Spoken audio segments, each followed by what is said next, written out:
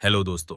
स्वागत है आप सभी का मेरे चैनल सच एंड सीन में। दोस्तों, इतिहास के पन्नों में कई रहस्य छिपे हुए हैं, लेकिन उनमें से एक ऐसा रहस्य है जो आज तक इंसानियत को चौंकाता रहा है, और वह है नौ अननोन मैन की कहानी, जिसे कई लोग भारतीय इल्यूमिनाटी के नाम से भी जानते हैं। इसकी शुरुआत होती है तीसरी शताब्दी ईसा पूर्व से, जब भारत पर मौर्य वंश का महान सम्राट अशोक राज करता था। अशोक एक विजेता राजा था जिसने लगभग पूरे भारतीय उपमहाद्वीप को एक कर दिया। लेकिन उसकी जिंदगी का सबसे बड़ा मोड़ आया कलिंग युद्ध में। कहा जाता है कि इस युद्ध में 1 लाख से ज्यादा लोग मारे गए और इतने लोग घायल हुए कि नदियां तक लाल हो गईं। और जब अशोक ने मैदान में बिखरी लाशें देखीं तो उसका दिल कांप गया। वही अशोक जो अब तक विजेता कहलाता था, अब पछतावे से भर गया, और उसने हिंसा की जगह धर्म और शांति का रास्ता चुना। उसने बौद्ध धर्म अपनाया और अहिंसा का प्रचार शुरू किया। लेकिन दोस्तों, अशोक सिर्फ धर्म प्रचारक नहीं था, वह एक दूरदर्शी शासक भी था। उसे पता था कि इंसानियत के पास ऐसा ज्ञान है जो अगर गलत हाथों में चला गया तो पूरी सभ्यता खत्म हो सकती है।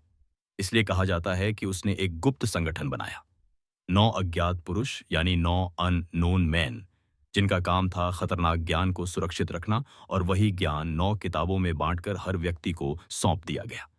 ये लोग गुप्त रूप से चुने गए सबसे बुद्धिमान विद्वान थे, और उनका अस्तित्व राज ही रखा गया ताकि कोई उन्हें पहचान न सके। कहा जाता है कि जब एक व्यक्ति बूढ़ा हो जाता या मरने वाला होता तो वह अपनी किताब और ज्ञान किसी नए योग्य व्यक्ति को सौंप देता। इस तरह यह परंपरा सदियों तक चलती रही। अब सवाल उठता है कि आखिर उन 9 किताबों में क्या था। चलिए एक एक करके समझते हैं। पहली किताब को कहा जाता है साइकोलॉजिकल वॉरफेयर और प्रोपेगेंडा की किताब। इसमें यह लिखा था कि किस तरह लोगों के दिमाग को प्रभावित करके उन्हें अपनी मर्जी से चलाया जा सकता है। सोचिए, आज के दौर में मीडिया, विज्ञापन और राजनीति में जो माइंड कंट्रोल की तकनीकें इस्तेमाल होती हैं, कई लोग मानते हैं कि उनकी जड़ें इसी किताब से जुड़ी हो सकती हैं। दूसरी किताब थी फिजियोलॉजी और डेथ पर, जिसमें मानव शरीर के रहस्य, उसकी सीमाएं और यहां तक कि मृत्यु को टालने या रोकने के गुप्त सूत्र बताए गए थे। कुछ लोग दावा करते हैं कि इसमें इंसान के शरीर को इतना मजबूत बनाने की तकनीकें थीं कि वह अलौकिक शक्ति पा सके, लेकिन इस पर कोई ठोस प्रमाण नहीं है। तीसरी किताब थी माइक्रोबायोलॉजी पर, यानी बीमारियां कैसे पैदा की जाती हैं और कैसे उनका इलाज किया जा सकता है। कहा जाता है कि प्लेग जैसी बीमारियों का ज्ञान पहले से था और इन किताबों में उनका पूरा विवरण मौजूद था, लेकिन इस बात का कोई ऐतिहासिक सबूत नहीं है। चौथी किताब थी एल्केमी, यानी धातुओं को बदलने की विद्या। माना जाता है कि इस किताब में साधारण धातुओं को सोने में बदलने के सूत्र थे, और शायद यही वजह है कि भारत को सोने की चिड़िया कहा जाता था। लेकिन यह भी सिर्फ एक थ्योरी है। पांचवी किताब थी कम्युनिकेशन पर, जिसमें दूर दराज तक संदेश भेजने की गुप्त विधियां लिखी थीं।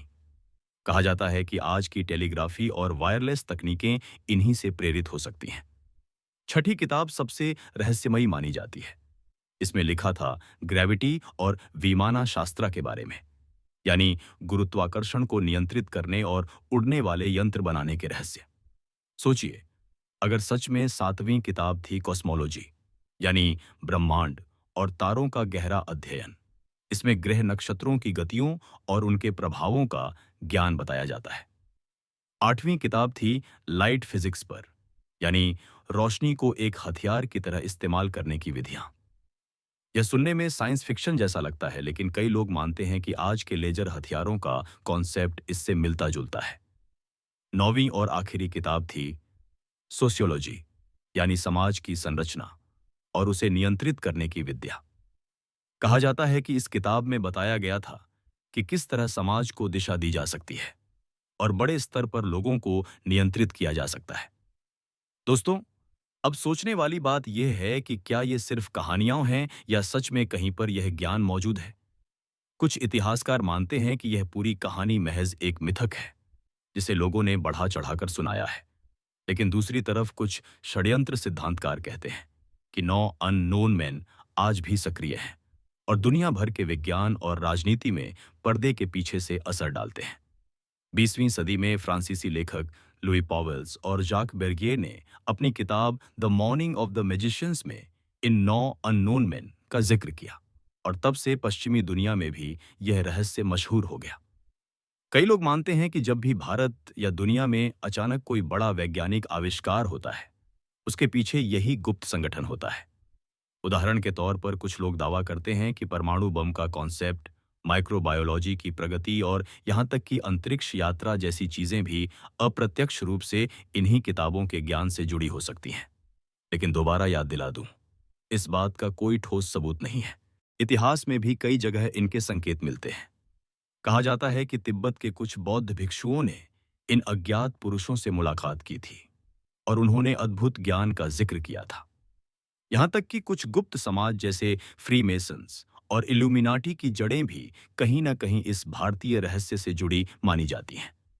पर सच क्या है, यह कोई नहीं जानता। कुछ विद्वानों का कहना है कि अगर यह संगठन सच में है, तो यह मानवता की रक्षा कर रहा है, और अगर यह सिर्फ मिथक है, तो भी इसने हमें यह सोचने पर मजबूर किया कि ज्ञान हमेशा जिम्मेदारी के साथ इस्तेमाल होना चाहिए। आखिर में दोस्तों, 9 अननोन मैन की कहानी हमें यह सिखाती है कि शक्ति और ज्ञान अगर गलत हाथों में चला जाए तो विनाश ला सकता है, और अगर सही हाथों में हो तो पूरी दुनिया बदल सकता है। हो सकता है यह सिर्फ एक दंत कथा हो सकता है यह एक असली गुप्त संगठन हो जो आज भी जीवित है और हमें अंधेरे से देख रहा है। लेकिन इतना तो तय है कि यह रहस्य आने वाली सदियों तक लोगों को रोमांचित करता रहेगा।